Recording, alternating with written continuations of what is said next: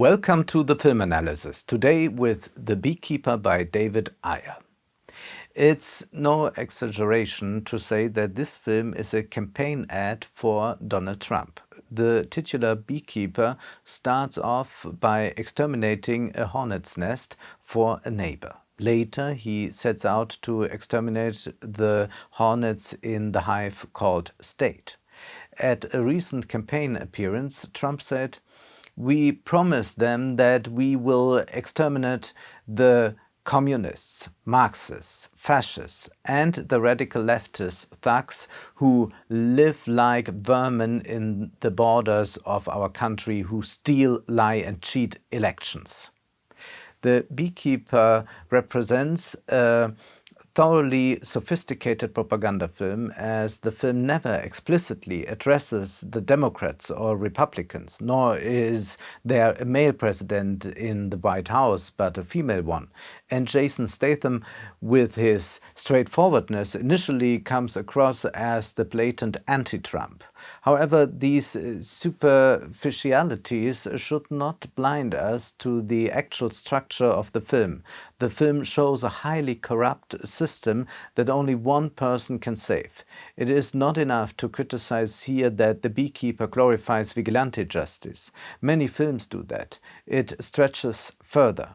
We need to talk about trust, and we all must also realize that the issue of vigilante justice also matters. As the systems theorist Niklas Luhmann emphasized, he said that a state creates trust by its monopoly on punishment. The film refrains from precisely this monopoly. Instead of the state, the beekeeper punishes.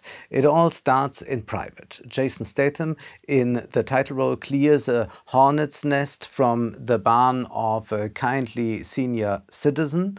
When he is gone, she notices a virus on her PC. She looks at the number appearing on the screen. She calls the number, suspecting nothing bad, and then gives the con artist access to all her online accounts, supposedly to remove the virus from her computer. After a few minutes, she is broke. In desperation, she takes her own life. The beekeeper finds her and swears revenge. He is not just a beekeeper, but a member of a secret special unit in a secret service not actually directly monitored by the secret services. A special unit, if you like, that operates entirely on its own. While he had withdrawn from his this work, he is suddenly back in action, and he wants to find the criminal Derek Danforth, played by Josh Hutcherson. Not only has he invested in numerous online scam companies, he has also infiltrated the secret services with his money. And he's the son of the US president.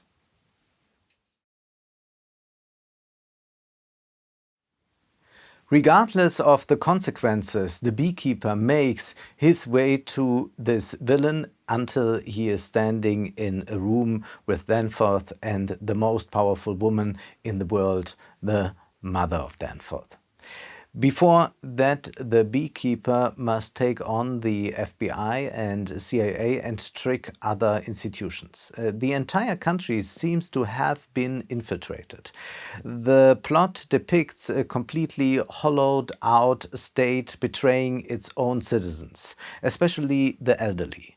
"I protect the hive," says the beekeeper, referring to a well-known metaphor of the state as a hierarchically organized hive in which order prevails.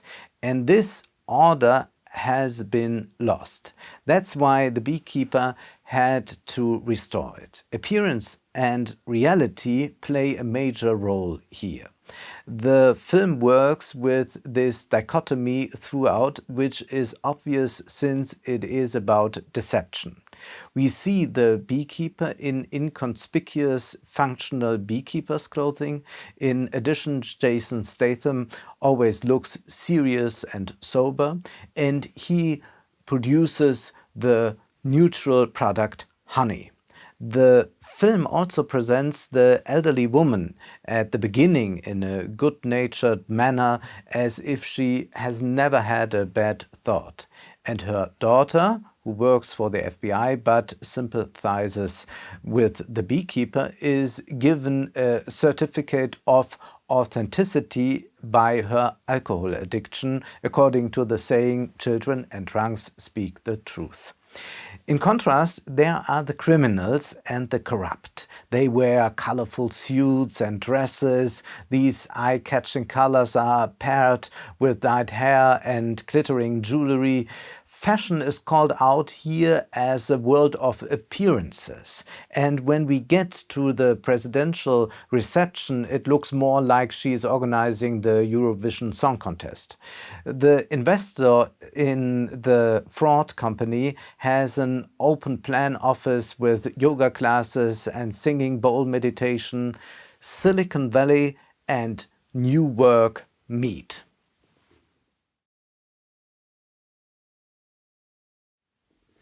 Viewers intuitively know how to decipher the signs, the insignia of elitist Democrats. In contrast, The Beekeeper aims to end decadence. The film turns into a major critique of the system. We ought to consider trust and come back later to the real or the supposedly real. And when we talk about trust, we should not forget that there are criminal machinations covered up by politics. In 1968, the sociologist Niklas Luhmann published a study entitled Trust. In it, he analyzes the conditions and necessity of trust in society. And he talks about trust using the example of three media, one of which is the medium of truth. It says, the fundamental medium of intersubjective complexity reduction. The truth is the condition for trust, and such a truth is established in the conversation between the senior citizen and the beekeeper. But the senior citizen then places the same trust in the gentleman on the phone, the fraudster, hence destroying the truth. Secondly, Luhmann introduces money as medium. He speaks of a generalized trust in the institution, because the direct act of trust is replaced. When I buy something in a shop, give my money, hold a product in return, I don't have to trust it specifically again, but simply exchange it. You trust the money, the 100 euros, truly being 100 euros. So you must trust state institutions. And here we see that it's not just a scam. The film also shows us that state institutions no longer protect citizens' money. This trust has also been destroyed. Finally, Niklas Luhmann talks about politics. In a functioning system, you must have trust in legitimate political power. And this is secured by a differentiated system consisting of administrative apparatuses and individual representatives. But the film shows us that everything is rotten, and instead it sets a clean figure against it, a figure who will fix it, namely the beekeeper. The film operates with a triple crisis of confidence and combines it with fantasies of eradication and a reboot of the system similar to Trump. Systems theory helps us to recognize the nonsense. The film depicts beekeepers acting completely outside the system. Politics, the security apparatus, FBI, CIA, and the economy no longer have any influence on them. It seems to be a special group, a system outside of all systems. It is no coincidence that this complete detachment from society is reminiscent of a religious worldview. God is outside the world and directs from there. The beekeeper has a mission and, like God, he is invincible. Like the Trump followers, this film also believes it can escape the trust dilemma in this way. Luhmann explains the control mechanisms as follows. After all, that controlling systemic trust increasingly requires expertise in the monetary system, and the truth is obvious. But even an assessment of political forces and developments today requires an absorbing amount of detailed knowledge, mainly of people, roles, organizational knowledge, which can only be acquired through active participation in the political process. End of quote. None of that interests the film. It doesn't interest Trump supporters at all. But all one supposedly needs is a divine figure in whom you have confidence. And then all the trust is supposed to be restored. You can't understand anyway, you are not even interested in how individual processes take place in a political system where there is abuse, but you declare the whole system null and void and then put your faith in a Messiah.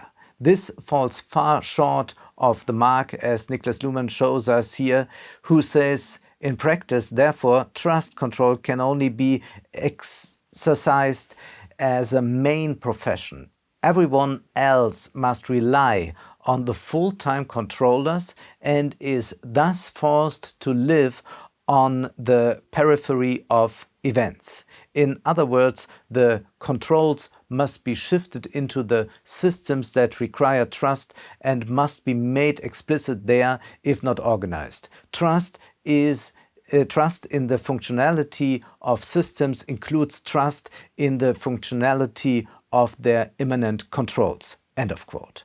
The film, however, completely denies this very complexity.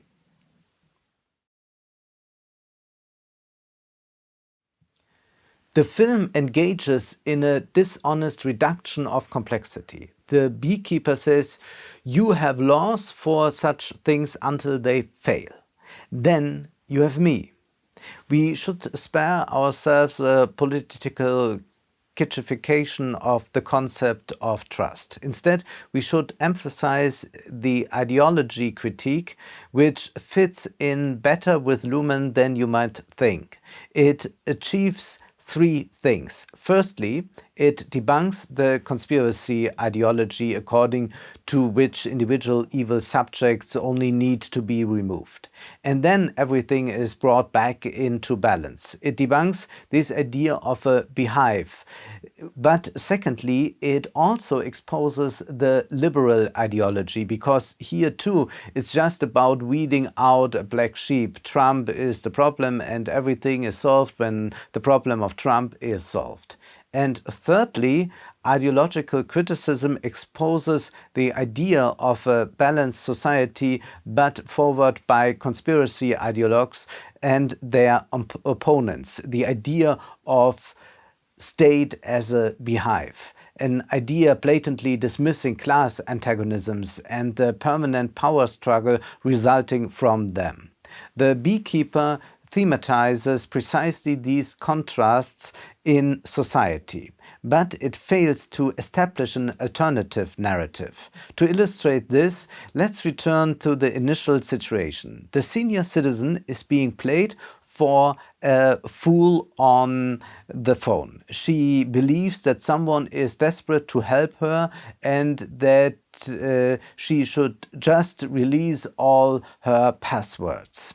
And you can tell that this lady is being a bit stupid, but is the viewer the film is addressing much more enlightened? That is doubtful. After all, the story features a special secret agent who goes off and makes a clean sweep of all the company headquarters, only to end up in a room with the president and her son and then restore order. Isn't that a much more stupid story than the one the senior citizen is told on the phone? but we are supposed to believe this one. We are supposed to trust the story. Of course, cinema often works with such conspiracy narratives. One reason, if the filming is not dialectical, the camera only ever shows us this one perspective and this one narrative is never actually questioned. We are dealing with a film that simply appeals to faith, to a dull trust, hence it lacks any longer explanations. There is an infinite speechlessness in this film. That's why in all the dialogues you only hear swear words, mostly the word fuck. In addition, brutality that isn't aestheticized like in John Wick. That would also raise it to a more abstract level, but this brutality is just sadistic. Here we see an Avenger harming everyone as he suggests them to be the worst people on the planet.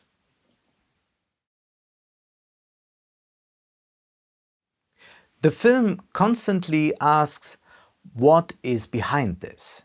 And Niklas Luhmann asked the same question in his farewell lecture, answering it at the very end with the words, "There's nothing behind it." What does he imply? Let's return to appearances and the real essence. As a rule, when we behave conventionally, people ask, how is it when we are served nicely at the checkout in the hotel lobby? Everyone knows that's not really the real thing. But by doing it, by playing along with this system of friendliness, it is real. The question is no longer reality or appearance.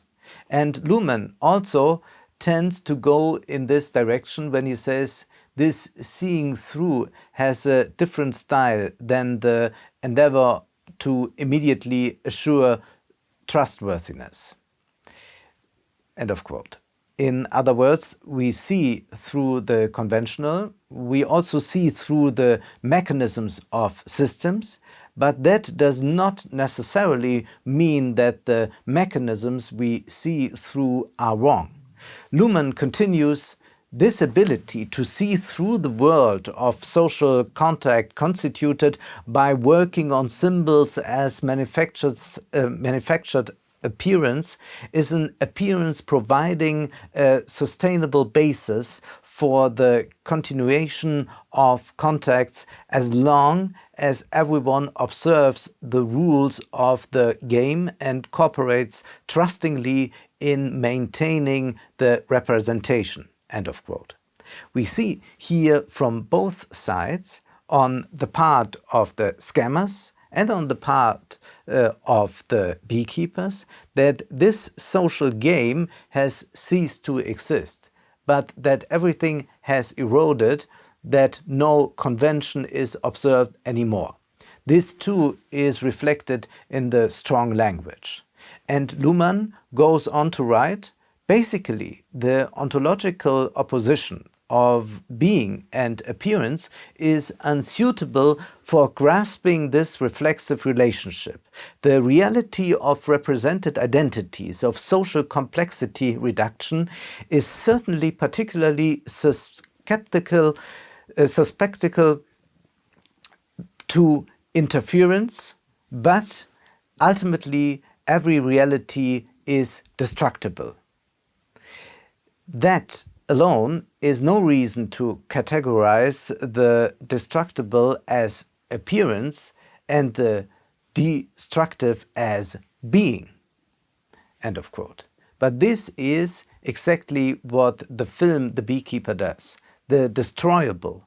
Here, this system of fraud and secret services, etc., is the appearance, while the destroyer, the beekeeper, represents the being.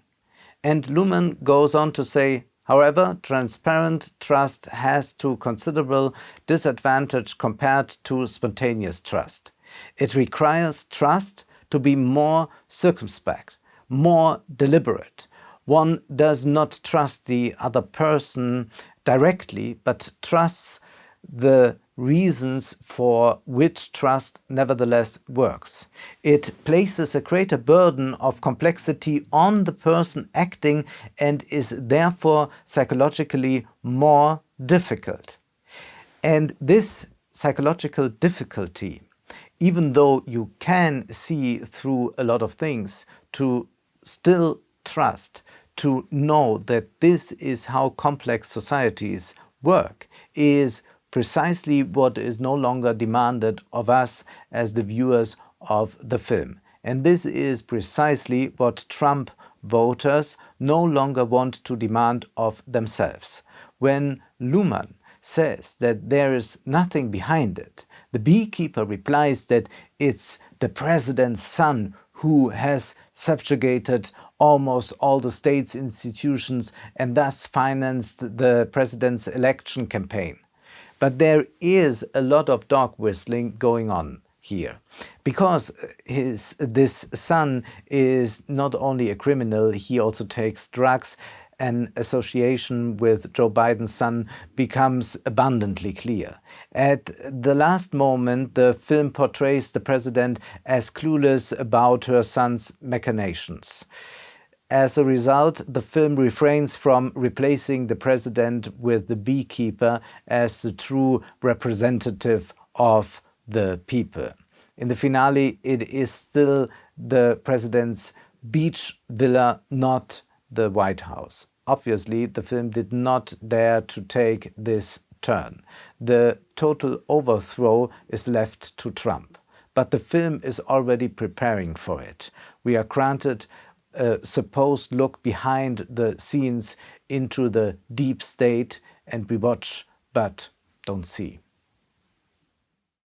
It would be nice if you would like to support the film analysis financially. You can do so via my bank account or PayPal. Also, you can find me on Patreon. Thank you very much.